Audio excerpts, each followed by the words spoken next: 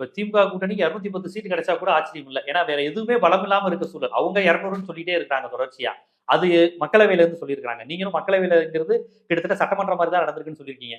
அப்ப அவங்க எதிர்பார்க்கிற மாதிரி 200, 210 சீட்டு கிட்ட வர வாய்ப்பு இருக்கா? திமுக கூட்டணி 45% வாக்குக்கு குறைய மாட்டாங்க.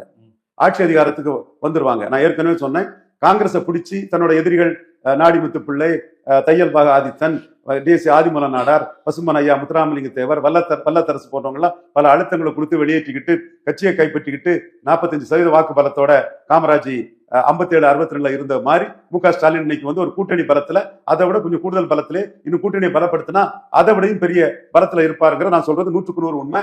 இதுல எனக்கு விருப்ப வெறுப்பெல்லாம் இல்ல. மு.க. ஸ்டாலினை பற்றி எனக்கு புகழ்ந்து பேச வேண்டிய அவசியம் இல்ல. உண்மை நிலைமைய இல்ல சொல்றேன். அதுதான் இன்னைக்குள்ள நிலைமை. அந்த வகையில ஸ்டாலின் வர்சஸ் அதர்ஸ் தான் தமிழ்நாடு அரசியல் இருக்குது.